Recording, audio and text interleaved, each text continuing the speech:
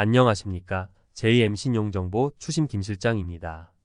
상사채권, 민사채권과 임금체불 또는 보증금 반환, 인테리어, 공사사기, 공사대금, 거래대금, 미지급 등 못 받은 돈이라면 24시 어떠한 문의도 가능합니다. 100% 무료 상담이고 위임 시에도 수수료 후불제로 운영하고 있습니다. 오늘은 못 받은 돈 받는 방법의 순서를 잘 모르신다는 문의가 많아 이에 기반하여 안내드릴까 합니다. 앞으로 블로그 포스팅은 실제 문의 오는 내용으로 다뤄볼 생각입니다. 못 받은 돈 받는 방법의 첫 번째, 원인 서류 확인하기.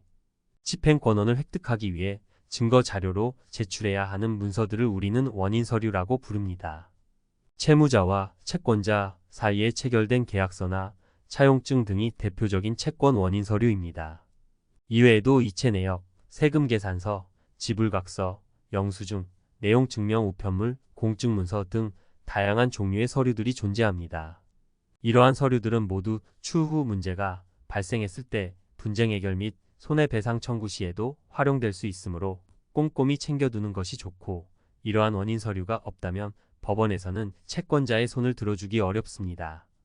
그래서 신용정보회사에서는 상사채권, 민사채권 구별 없이 이러한 원인 서류부터 가장 먼저 확인합니다.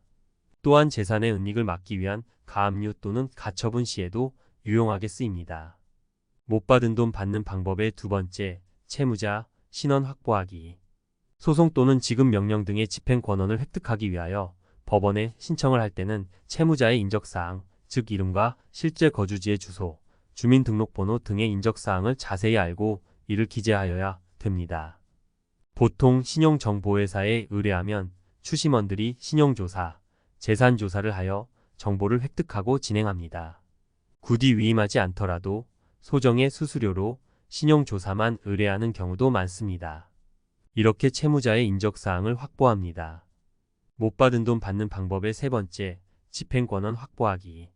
집행권한이란 국가의 강제력에 의해 실현될 청구권의 존재와 범위를 표시하고 또한 집행력이 부여된 공정증서를 의미하는데요. 쉽게 말해서 돈 받을 권리가 있다는 내용과 이 권리를 실행하기 위해 법원으로부터 받은 문서라고 이해하시면 됩니다. 우리나라에서는 민사소송 절차를 통해서 재판부로부터 집행권한을 받게 되고, 이렇게 판결받은 판결문 또는 지급명령 결정문 등이 집행권한이 됩니다. 이러한 집행권한의 종류로는 대표적으로 확정판결, 가집행선고 부판결, 화해조서, 인락조서, 조정조서, 확정된 지급명령, 공정증서 등이 있습니다.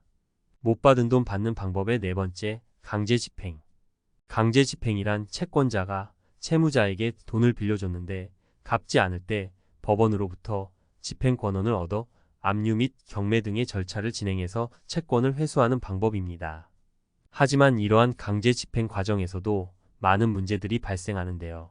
대표적인 예로는 채무자가 청구 이유에 소를 제기하거나 기타 소송으로 강제집행을 막거나 무효화시키는 등의 문제들이 있어 저와 같은 채권 추심원들은 굉장히 전략적으로 접근하는 편입니다.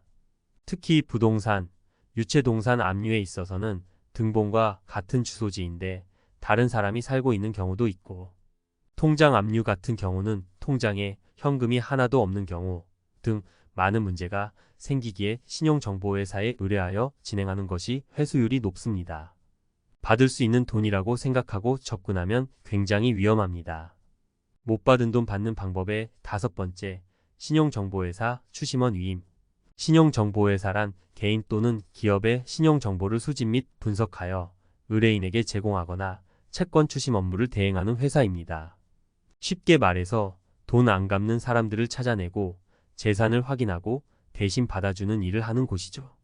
저 김 실장 같은 경우엔 협업하는 법무사와 같은 사무실에서 추심 업무를 진행하기에 법적 대처에 대한 조언과 방향을 기반으로 추심을 진행하기에 회수면에서 타 추심원들보다 유리하다고 자신 있게 말씀드릴 수 있습니다. 또한 1년에 평균적으로 300에서 400건의 채권을 추심하는 추심원들이 많은데 김 실장은 선택과 집중을 위해 적은 건수의 추심만 진행하여 회수율을 높이는 방향으로 접근합니다. 이렇게 대략적인 채권 추심의 방법과 순서 등에 대하여 안내드렸습니다. 앞서 말씀드렸듯 상담은 무료니 언제든 편하게 연락 주시면 감사한 마음으로 도와드리겠습니다. 오늘 포스팅하는 8월 15일은 우리나라가 일본으로부터 해방된 것을 기념하고 임시정부 법통을 계승한 대한민국 정부 수립을 축하하는 날인 광복절입니다. 가족, 친지들과 역사를 다시 되새겨보고 즐거운 하루 보내시길 바라겠습니다.